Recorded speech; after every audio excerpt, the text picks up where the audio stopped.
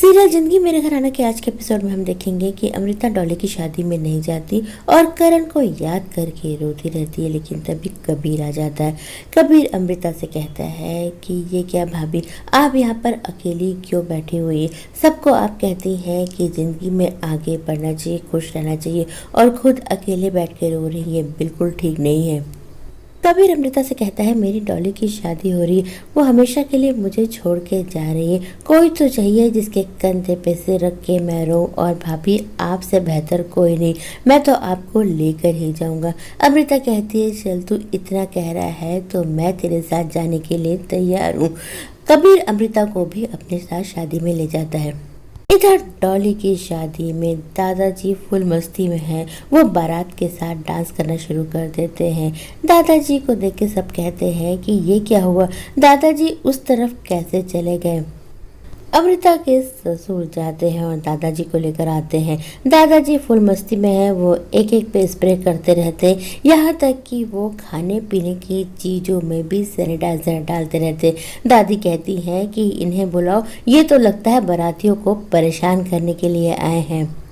निम्मो कहती है आज कितने दिन बाद हम लोग मीरा से मिलने वाले हैं, लेकिन सोनी बताती है कि मीरा आज नहीं आ पाएगी। उसके पापा का फ़ोन आया था, उसे एक इम्पॉर्टेंट मीटिंग में जाना है, इसलिए मीरा नहीं आ पाएगी। निम्मो कहती है इसका मतलब मेरी दोनों बहुएं नहीं आएगी। लेकिन कबीर अमृता को ले आता है। कबीर कहता नहीं, आपकी एक बहू तो आ गई। अमृता कहती है कबीर मुझे ज़बरदस्ती पकड़ के ले आया। निम्मो अमृता को देख के बहुत खुश हो जाती है। अमृता पूछती है कि अंगद है कहाँ। कबीर बताता है अंगद तो मीरा से बातें कर रहा है, जब से आया है तब से वो मोबाइल में लगा है, दोनों एक दूसरे से बातें कर रहे हैं। अंगद मीरा से कहता है कि कोई बात नहीं, तुम नहीं आ पाई, तुम्हारे पापा का फ़ोन आ गया था कि तुम्हें एक इम्पॉर्टेंट मीटिंग में जाना है और इसलिए तुम नहीं आ पाओगी। मीरा समझ नहीं पाती कि पापा ने झूठ क्यों कहा। मीरा भी बातें बनाती है और कहती है हाँ एक इम्पॉर्टेंट मीटिंग थी इसलिए मैं नहीं आ पाई, लेकिन मैं तुम लोगों से मिलना चाहती हूँ और बहुत जल्द मैं घर आके पूरे परिवार से मिलूंगी। मीरा अंगद से माफ़ी मांगती है और कहती मेरा बहुत मन था इस शादी में आने का, पूरे परिवार से कितने दिनों बाद मैं मिलती, लेकिन मैं इस शादी में नहीं आ पाई। अंगद कहता है कोई बात नहीं, अपना मूड ऑफ करने की कोई ज़रूरत नहीं है। सोनी अंगद को लेकर अपने साथ चली जाती है। वो कहती तुझे पापा जी बुला रहे। मीरा अपनी आपा के पास जाती हो और कहती है कि पापा ने झूठ क्यों बोला, पापा ने अंगद के परिवार से झूठ क्यों बोला, जब से हम इस नए घर में आए हैं पापा का रवैया उन लोगों के प्रति बदल क्यों गया, मुझे कुछ समझ में नहीं आ रहा है।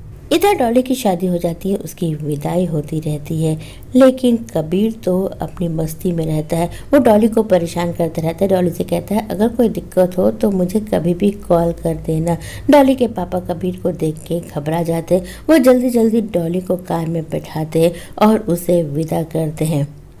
कबीर की माँ उसे बोलती है चल पीछे आ, तू डॉली को क्यों परेशान कर रहा है, आखिर दामाद जी क्या सोचेंगे। डॉली की विदाई तक कबीर उसके साथ मस्ती करता रहता है और उसे बाय कह देता है। इसके बाद पूरा परिवार घर आ जाता है। माँ कबीर पे बरसती है और कहती है कि तू वहाँ फिर से मस्ती क्यों कर रहा था। कबीर अपनी भाभी के पीछे छुप जाता है तो निम्बो कहती है बार बार तू अमृता के पीछे मत छुपा कर। कबीर कहता है आप लोगों को कोई फिक्र ही नहीं, आज मेरी डॉली की शादी हो गई, मैं कितना दुखी हूँ, लेकिन आप लोग तो बस उसके पति की तारीफ कर रहे हैं। सब लोग डॉली के पति की तारीफ करते हैं और कहते हैं अच्छा हुआ कि भाई साहब को एक अच्छा रिश्ता मिल गया। 2 साल तक तो उन्होंने तेरा इंतजार किया था, लेकिन तूने तो कोई नौकरी ढूंढी ही नहीं। कबीर कहता है कैसे घर वाले हैं आप लोगों को जरा सी भी मेरी फिक्र नहीं है। कबीर की माँ को गुस्सा आ जाती है और वो अपनी चप्पल निकाल लेती है और कहती है ठहर तो जा, अभी तेरी पिटाई करती हूँ, तेरी इस हरकतों की यही सजा है। निम्मो अपनी चप्पल उठा के कबीर को मारती है। कबीर झुक जाता है और चप्पल लग जाती है दादाजी को। बेचारे दादाजी घबरा जाते हैं कि आखिर उन्हें चप्पल क्यों पड़ी। दादी कहती है कोई बात नहीं, ये इस तरह की कॉमेडी करते हैं, इन्हें तो चप्पल जूते खाने की आदत है। दादा दादी भी आपस में नोक झोंक करने लगते हैं। अंगद कबीर से कहता है कि तू चल डॉली के घर, अभी हमें सारी कुर्सियां समेटवानी है। कबीर कहता है मैं नहीं जाऊंगा, तो अंगद उसे जबरदस्ती पकड़ के ले जाता है। वो समझ जाता है कि माँ इस वक्त बहुत गुस्से में है और उनका गुस्सा तभी शांत होगा जब कबीर यहाँ से चला जाएगा। निम्मो कहती है कि हर कोई कहते हैं कि ये मेरे बड़े बेटे करण जैसा है, लेकिन ये तो करण जैसा बिल्कुल भी नहीं है।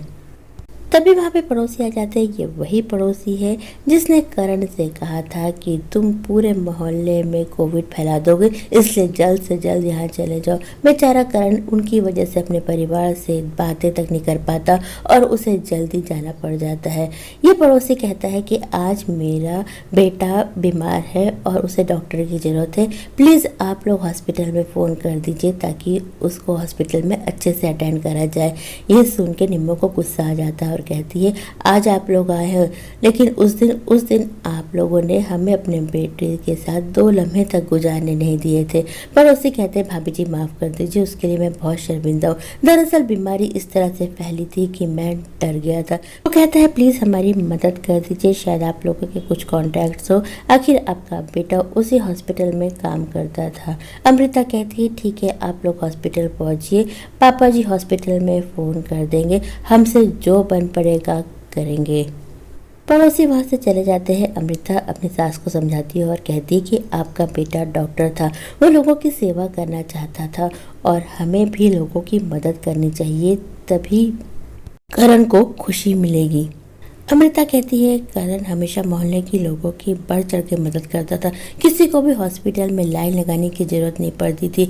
आज जब करण नहीं है तब हमें लोगों की मदद करना चाहिए। इधर अंगद और कबीर डॉली के घर में कुर्सी समेटते रहते हैं। अंगद कहता है कबीर से कि तू क्यों माँ को हमेशा परेशान करता रहता है। कबीर कहता है माँ भी तो जब देखो मुझे चप्पल से मारती रहती है। अंगद कहता है कि तुझे पता होना चाहिए कि भाई के जाने के बाद माँ कितनी अपसेट रहती है और उन्हें बात बात पे गुस्सा आ जाता है। अंगद कहता है कि एक मौत ने हमारी ज़िंदगी की सारी खुशियाँ छीन ली हैं। इधर अमृता माँ से कहती है कि माँ खुद को संभालिए, हमें ज़िंदगी आगे बढ़ानी है, इस तरह से रो के हम अपनी ज़िंदगी नहीं काट सकते। दादाजी भी माँ को हंसाने की कोशिश करते हैं, लेकिन माँ तो है जो लगातार रोती रहती है। दादाजी कहते हैं ऐसा करते हैं कि कुछ दिनों के लिए हम लोग बाहर चलते हैं, कहीं घूम फिर के आएंगे तो मन बहल जाएगा, पुरानी यादों से बाहर निकलने का मौका मिलेगा। अमृता कहती है इसकी हमें कोई ज़रूरत नहीं, खुशियाँ तो हमारे घर के दरवाजे पे खड़ी है, बस हमें उसे अंदर लाना है। सब समझ नहीं पाते कि अमृता क्या कह रही है। अमृता कहती है 1 मिनट रुकिए। अमृता अंदर जाती है और अंगद और मीरा की शादी के कार्ड ले आती है। अमृता कहती है कि करण की आखिरी इच्छा थी कि इन दोनों की शादी हो जाए। निम्मो कहती है अभी इस वक्त हम शादी नहीं कर सकते। अमृता कहती है हम पहले ही काफ़ी टाल चुके हैं। अमृता कहती है अगर हम पड़ोसियों की शादी में इतना खुश हो सकते हैं तो अपने घर की शादी में हम लोग कितने खुश होंगे। मीरा कितनी प्यारी लड़की है, थोड़े ही दिन में हमारे घर में घुल मिल गई है। उन्हें कहती है मीरा तो मेरी बेस्ट फ्रेंड हो गई है। अमृता कहती है अब समय आ गया है कि हम मीरा को अपने घर ले आए। मीरा आएगी तो घर में ढेर सारी खुशियाँ आएंगी। हमें मीरा और अंगद की जल्द से जल्द शादी कर देनी चाहिए। अमृता का यह आइडिया घर के सभी लोगों को बहुत पसंद आ जाता है। अमृता अपनी सास के पास जाती है और कहती है प्लीज़ मम्मी जी हाँ कर दीजिए। निम्मो शादी का कार्ड अपने हाथ में लेती है और हामी भर देती है। तो दोस्तों ये एपिसोड यही खत्म हो जाएगा। कल के एपिसोड में हम देखेंगे कि अंगद की शादी के बाद करने सब लोग मीरा के घर जाएंगे, लेकिन मीरा के पिता अभी शादी करने में जरा भी इंटरेस्टेड नहीं है। दोस्तों अगर आपको हमारी अपडेट पसंद आई हो तो हमारे चैनल को लाइक शेयर सब्सक्राइब करना ना भूलिए। कल हम फिर मिलेंगे, तब तक के लिए बाय।